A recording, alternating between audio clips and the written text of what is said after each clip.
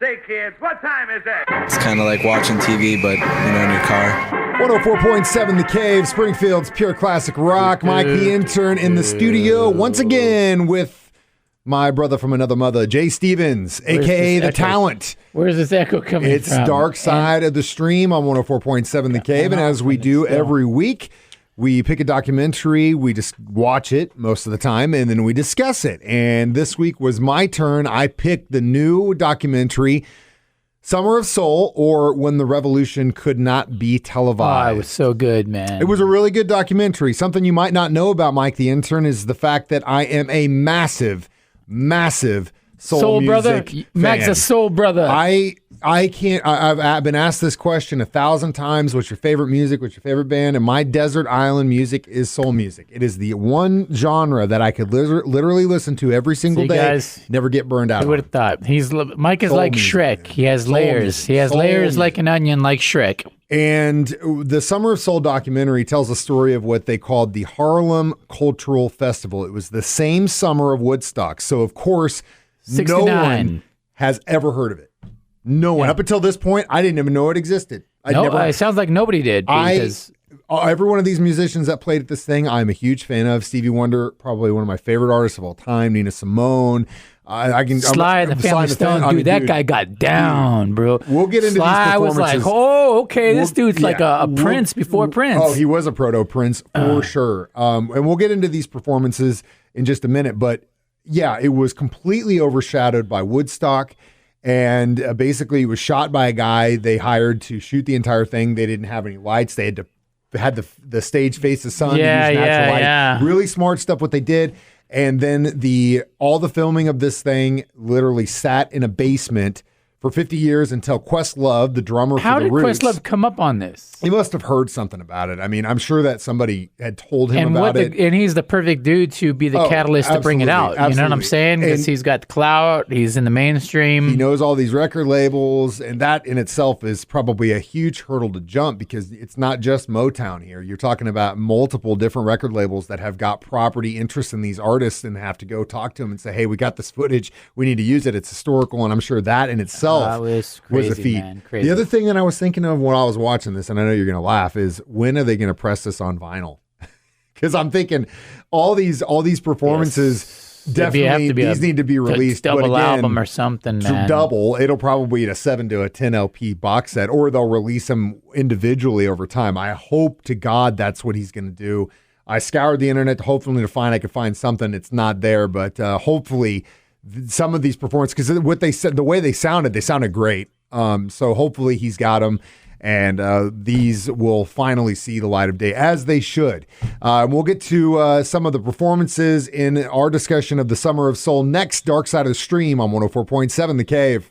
104.7 The Cave. Mike the Intern, Jay Stevens back in the studio discussing the documentary Summer of Soul, and it tells the story of the Harlem Cultural Festival that was held over several weekends in the summer of 1969. Free to go. Show. Free show, and had every star you could think of. 30 to 50,000 people showed up for this thing every week.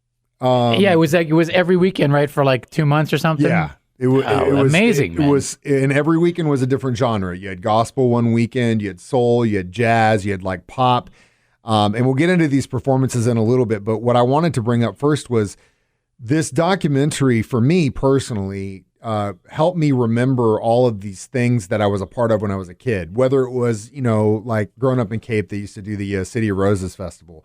Around here, you could look at maybe possibly Route 66 or the Ozark Empire Fair, stuff that happened during the summer that when you're a kid just feels like magic. Nick's the sucker days. Duck race. Ozark Duck Race. I mean, honestly, like that stuff for people around here, for a kid, when you go to things like this and people are around, like for an adult, we kind of lose that magic. But for a kid, it's magical. Did you have anything like that when you were growing up? I don't think so. You didn't have anything like that in Hawaii or California?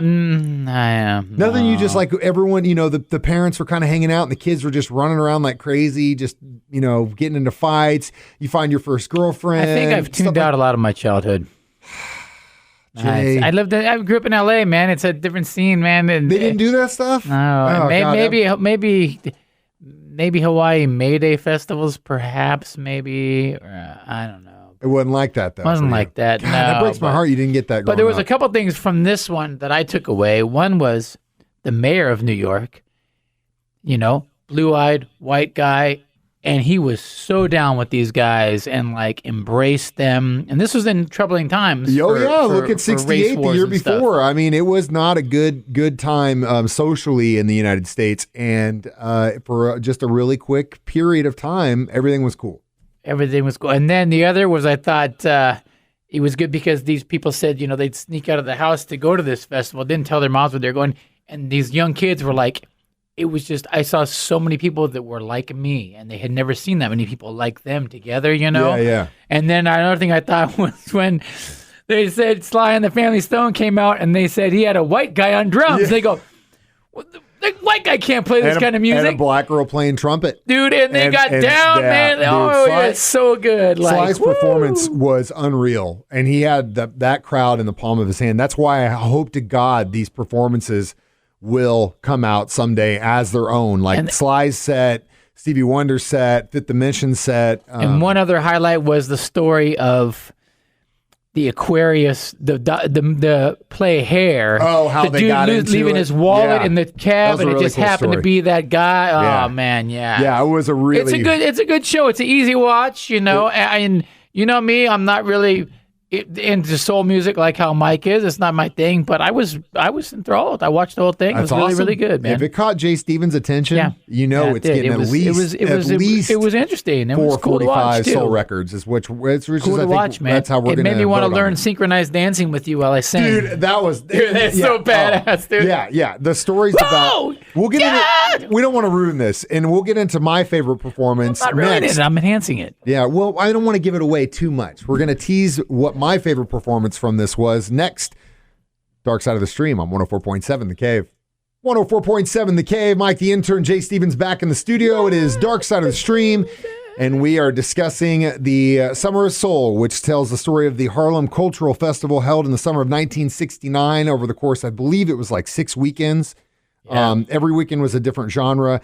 Jay's performance, his favorite performance, Sly and the Family Stone, Proto Prince, sweet, and you're right. If as a white person, if you were in this place, and as a member, man, he had the wasn't a lot of white outfit. people there. But then you look on the stage, Sly gets up there, and it's a mixed race band, and at the time that wasn't very common. And props to Sly for doing it.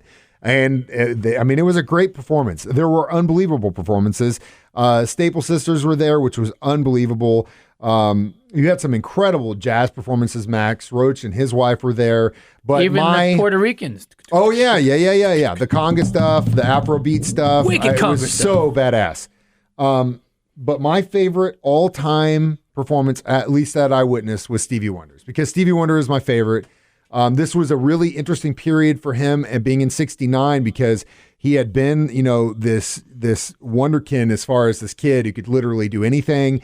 Incredible voice. The fact that he was blind didn't hold him back. He could play any instrument. They stuck him on the drums even for a little bit. Dude, well, that's the thing. Dude. At this point, he was at this pinnacle in his career where it was like, do you just keep singing, Signed, Sealed, Delivered, all these Motown hits that you did, or do you actually try to become this artist that can create and do all these things? Well, he chose the latter, thank God, because then he would go on to record albums like Talking Book and Songs in the Key of Life and Music of My Mind, just among a few, where in most of those records he was the musician for the entire thing, with exception of some instruments. Jeff Beck would play guitar sometimes. Like Prince, again. And you're talking not just like Prince.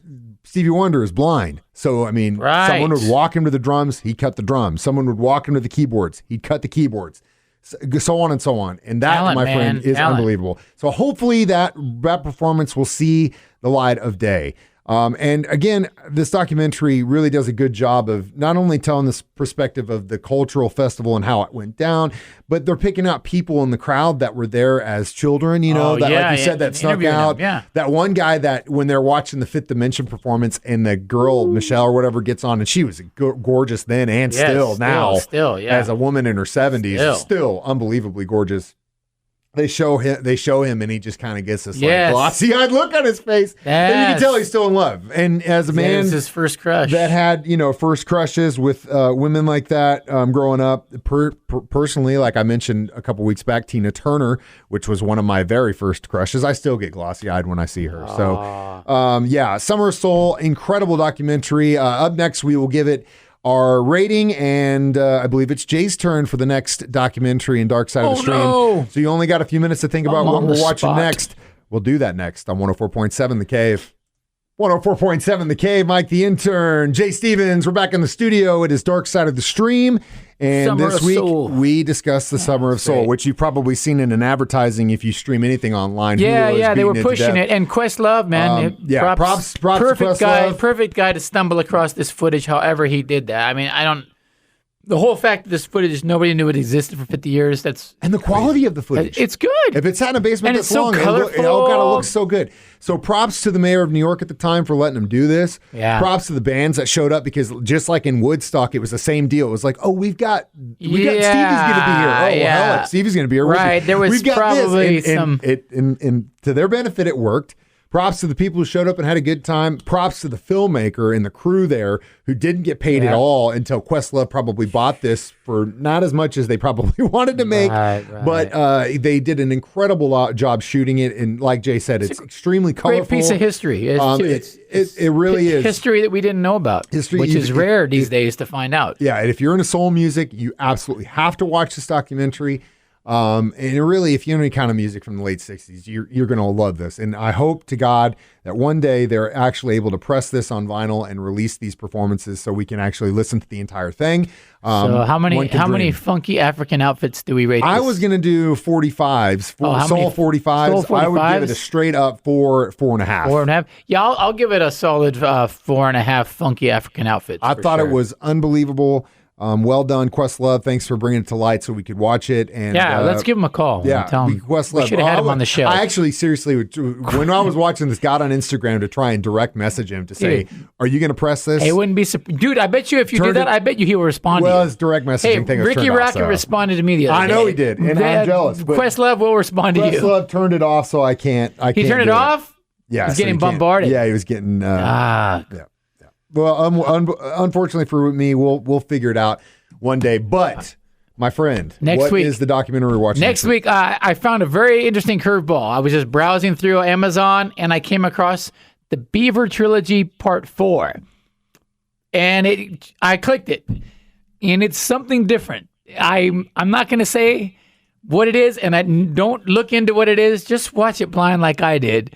Is this an abducted in plain sight No, situation here? not at all. Okay. This is a really, this is a really weird one, man. This is a really weird one. As long as it's not an abducted It's a in plain weird sight. one. No, there's nobody doing anything weird to anybody Okay, in this good. one. But, All right, well then but there is some touches of some weirdness. the Beaver Trilogy Part 4. Yeah, Part 4. I don't know what happened to the first 3 parts, but we'll find out. We'll skip ahead to Part 4, and as always, It's on Amazon. Amazon Prime. We'll watch it and watch it if you haven't already.